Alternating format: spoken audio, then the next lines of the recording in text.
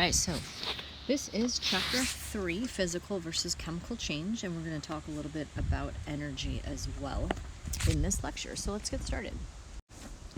All right, so if you take a look around you and you see different colors of things or different textures, different shininess levels, or different states of matter, like something is a liquid versus a gas, those are what we call properties. And properties are just characteristics that distinguish one substance from another.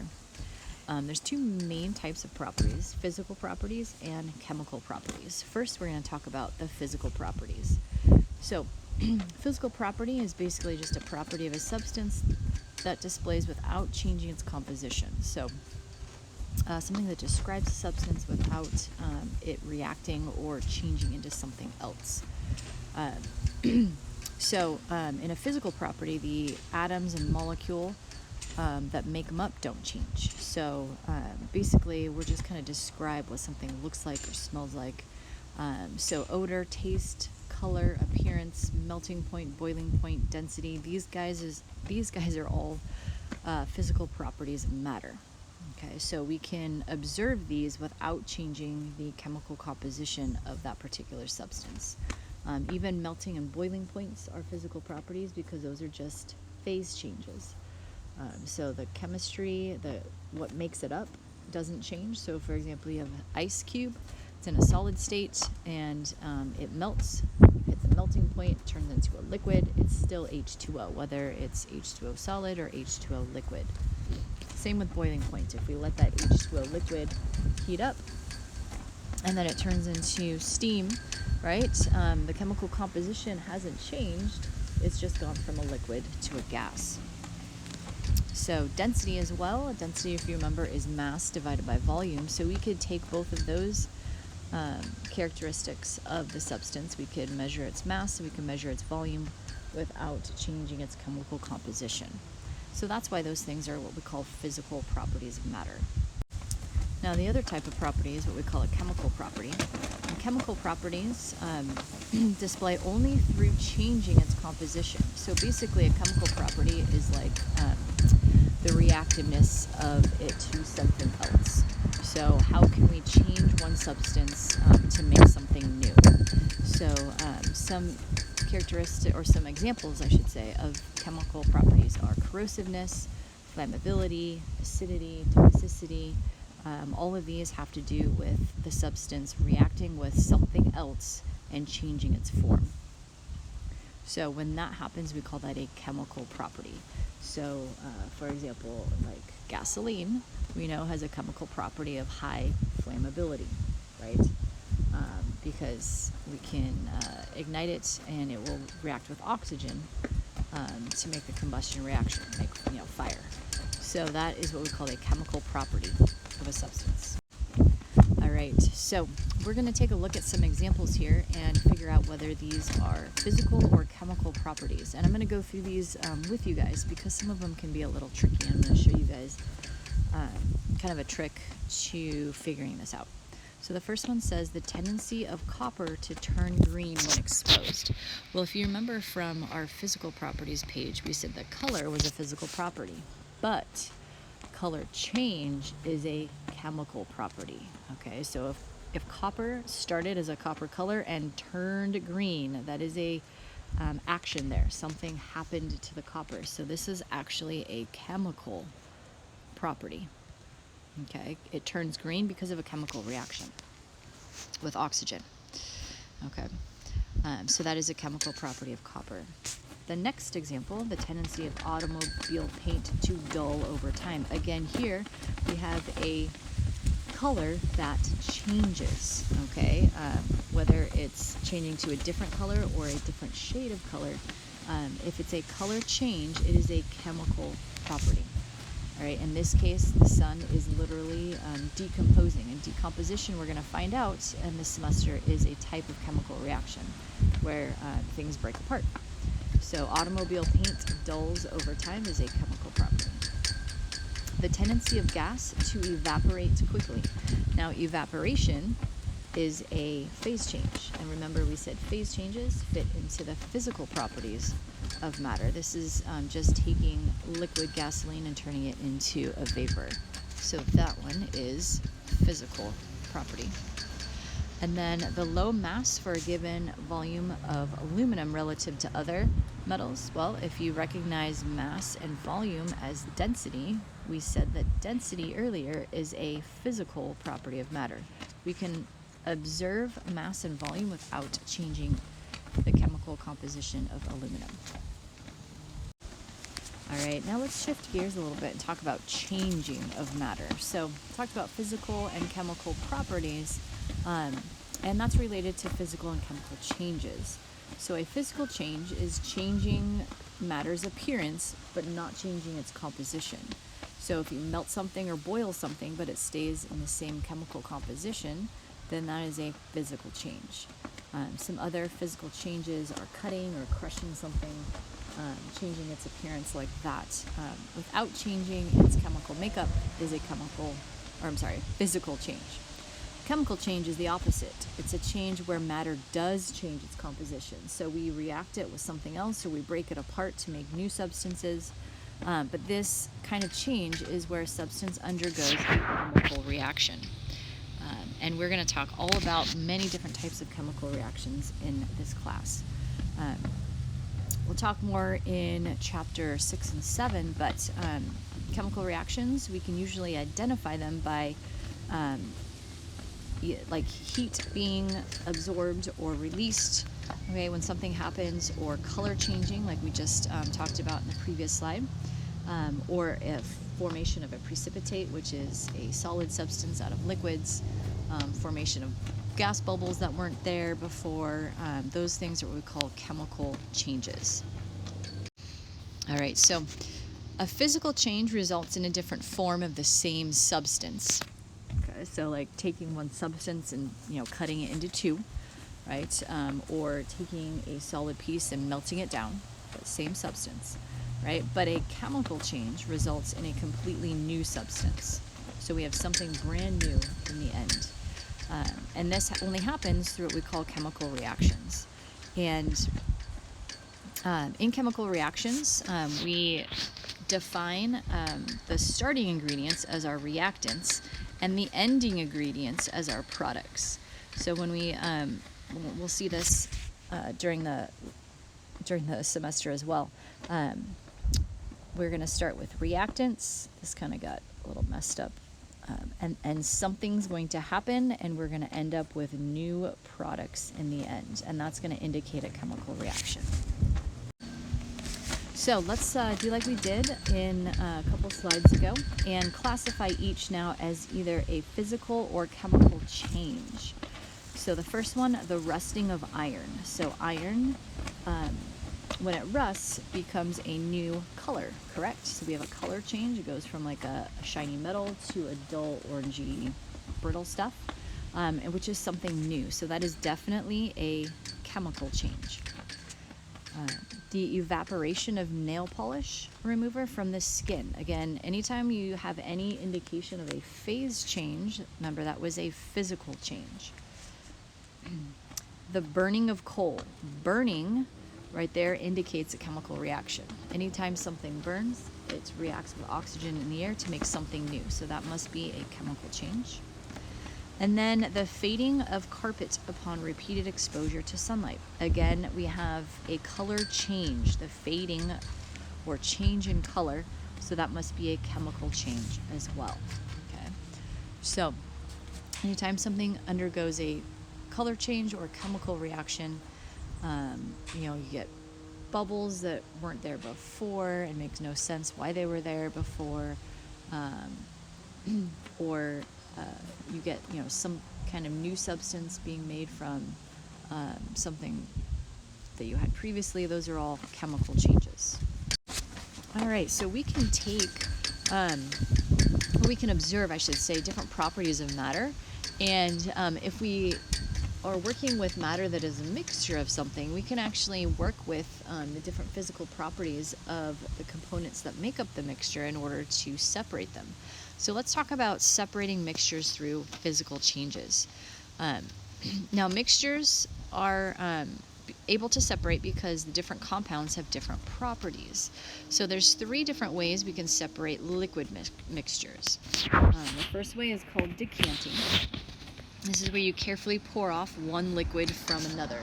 So if you had, for example, a bottle of oil and vinegar, like salad dressing, and you really only wanted the oil parts, you could pour off the oil from the vinegar because those two naturally separate. Distillation is another useful tool to separate liquid mixtures. In distillation, we are going to heat the mixture to boil off the more volatile or the more easily evaporatable liquid. So distillation is actually any time of movie that you see, there's like some science experiment going on, and they've got these weird contraptions set up in the laboratory. Typically, those are distillation apparatuses that look like this here in the middle. So we're going to have our original, right, the OG mixture there, and we're going to use the Bunsen burner to heat it up. And as we heat it up, the more volatile the substance in the liquid that's more easily evaporated is going to evaporate first. But instead of going up and out, we've actually plugged it, and we're going to send those vapors down this condensation tube to condense into a different flask here. So we're going to separate the two by basically evaporating off one of them and then condensing that evaporation down into a separate task, or flask, I should say. So that's what we call distillation. Filtration is the last one that we're going to talk about, and that's where we're going to pour a mixture through a filter paper to separate maybe a solid that's been dissolved into not dissolved, but mixed, I should say. Dissolved is something else. A solid being mixed into a liquid. Maybe you have like a fine powder or something in some water, and you need to get that powder out. You're going to put it through filter paper, and the filter paper will catch the powder and the water will come through. That's what we call filtration. All right, if you've ever driven down the freeway up towards LA and seen these giant apparatuses kind of on the side of the freeway, or actually had them near the ocean many years ago. These are distillation tubes. They're for refining crude oil into gasoline, diesel, and the other things that are useful components of crude oil. And so this is a real-world application of distillation. And what happens is that these tubes the giant ones are filled with crude oil, and then they heat it up. And as they heat it up, the more volatile substances is going to start to evaporate, and then they kind of trap those different substances. So the first to evaporate are refinery gases, bottled gases like propane, butane, methane, those kind of gases that are bottled and used for cooking, basically, or like torches and things to get to fire things up. Then the next to evaporate is gasoline, which we use for cars. The next heaviest is a substance called naphtha, which is used in making many different chemicals, cleaning chemicals to be exact. And then we've got kerosene, which back in the olden days was burned for lamps. And if you've ever heard of the old oil lamps, those were using kerosene to produce light. Now we use it as aircraft fuel. And then we've got diesel oil, used if you've used for cars, tories and buses. And then down here, one of the heaviest parts of the crude oil is fuel oil. Very, very long carbon chains that are used for ships and power stations. And then the very, very bottom sticky residue that never actually evaporates is used for tar for roads. So we can see we found a useful a useful way to use every single part of the crude oil that is pumped from underground, which is kind of cool. So there's a real life example of the distillation process. All right, we're going to shift gears from talking about matter to talking about the other entity in the universe, we call energy.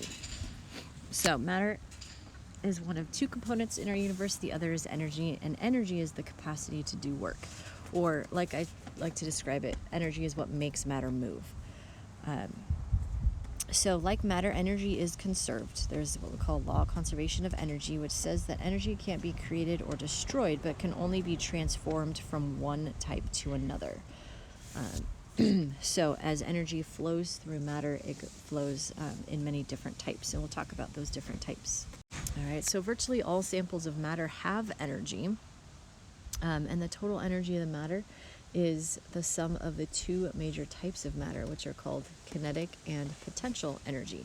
So kinetic energy is associated with motion of matter, and potential energy is stored energy associated with the composition, or in chemistry, the composition, the position, or in chemistry, the composition of matter. Meaning, in chemistry, we're going to be taking a look at the energy, the potential energy in the chemical bonds, and when they break and form, how much energy is released and absorbed.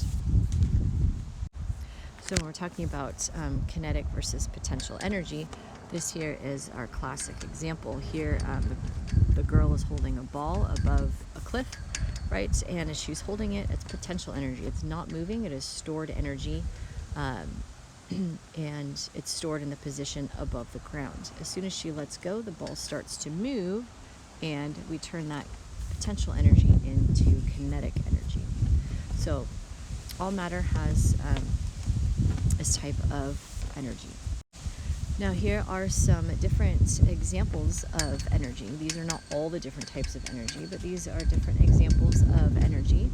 Electrical energy is the energy associated with the flow of electrons. So this is a kinetic type of energy, since electrons are flowing down or moving down a wire. Thermal energy is associated with any random motion of atoms and molecules in matter. So thermal energy, think about how hot or cold something is. Quote unquote, the hotter it is, the more those molecules are moving. The colder it is, the less those molecules are moving. Chemical energy is energy, potential energy that is stored between the bonds of atoms in a molecule.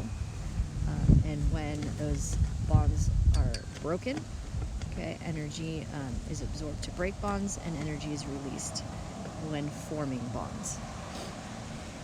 So think of, a classic example of chemical energy is actually food. Anything that you eat as food has chemical potential energy, because as soon as you consume it and your body starts to break it down, it takes the energy from those chemical bonds and uses it to help your body survive.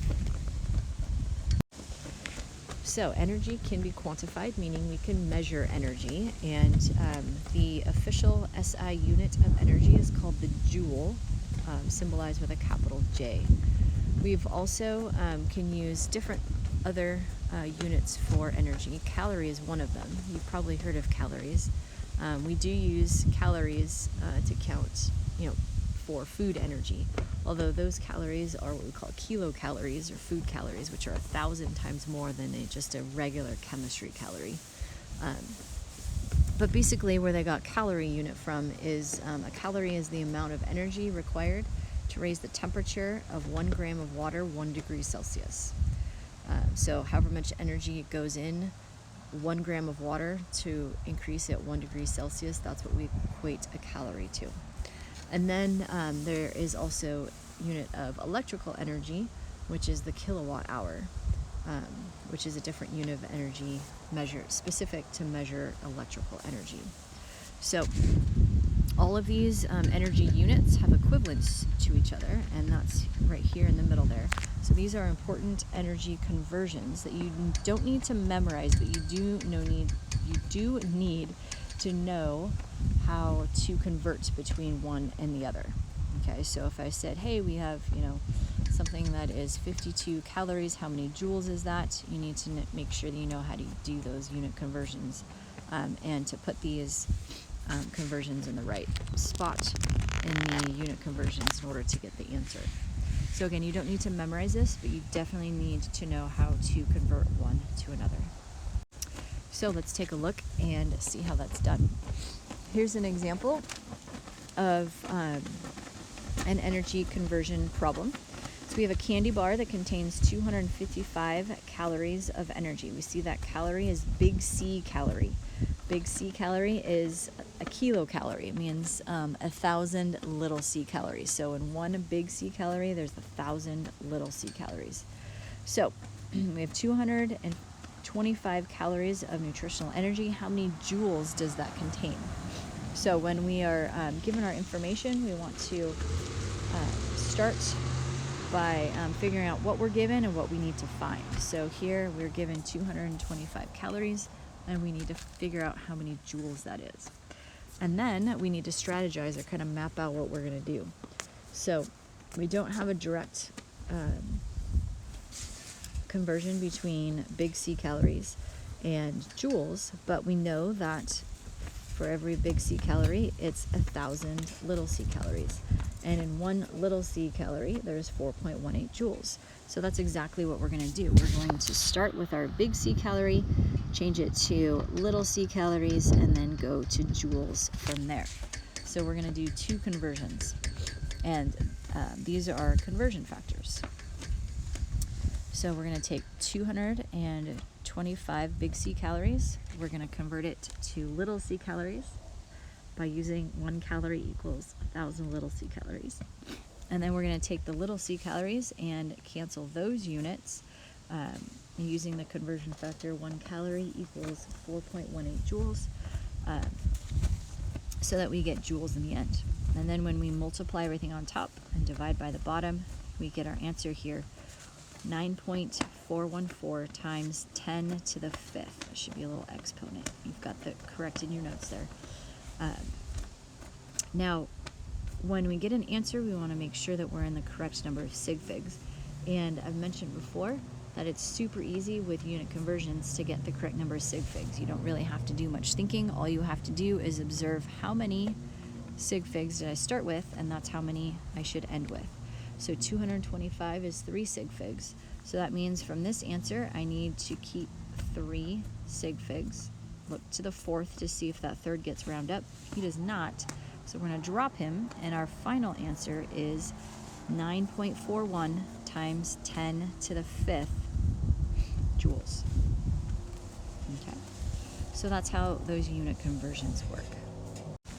All right. So one kind of major property of energy is to realize that systems with high potential energy, like a raised weight, or the girl with the holding the ball over the cliff, those kind of systems have a tendency to change in a way that lower their potential energy. So the objects or the systems with high potential energy tend to be unstable, and so they're going to basically do something in order to become more stable again. So the ball is going to drop, so it goes on the ground, and the ground's more stable, right? A chemical that has very high potential energy is TNT. Okay, TNT is a chemical found in dynamite, and so that has super high potential energy, and then so when that is sparked, it lets off a lot of energy in order to kind of lower that potential energy. So the chemical potential energy is transferred, or transformed, I should say, into energy in the form of light and heat, and a lot of it, so it goes boom. Okay, so chemical reactions that release energy, like TNT, are what we call exothermic reactions, and other chemical reactions that absorb energy, that actually get colder instead of hotter, are what we call endothermic reactions. So we're going to see those terms a lot this semester. So make sure you understand that releasing energy is what we call exothermic, and absorbing energy is what we call endothermic. All right, so when we take a look at endo versus exothermic reactions, we can graph the potential energy versus time, or the reaction pathway. So here on the y-axis we have potential energy, and the x-axis we basically have time. And so in an exothermic reaction, we are going to be releasing a lot of potential energy. So the reactants are going to start high, and as we release energy, the potential energy of the products now become lower. And so this is a classic example of exothermic, so where the reactants are greater than the energy in the products. And in order to get that difference, energy must be released during the reaction. Now, an endothermic reaction is the opposite, where reactants have a lower energy than the products. So they actually have to gain energy or absorb energy in order to make this happen. So endothermic reactions absorb energy so that the products can now have more energy than the reactants did. And so we get this nice curve up for endothermic and this curve down for exothermic. All right, so let's wrap this up by taking a look at some examples and figuring out if these are exothermic or endothermic processes. Now remember, exothermic is going to release energy and endothermic is going to absorb energy. So we do need to think about what's happening with the energy in each of these situations. So the first one is wood burning in a fire. Well, hopefully you have some experience with this. Whether it's wood or just something on fire, hopefully you realize that it feels hot, right? So if it feels hot, that means the energy is being released. So we have a release of energy, and a release of energy means it's an exothermic reaction. And if you guys remember from the last slide, exothermic reactions, the reactants start high and the products go low. Okay. So the sketch would just look like that. We have reactants high, products low. Reactants, products. All right, in ice melting, think about it, we've got a cube of ice, and in order to go from a solid to a liquid, we actually have to add heat into it.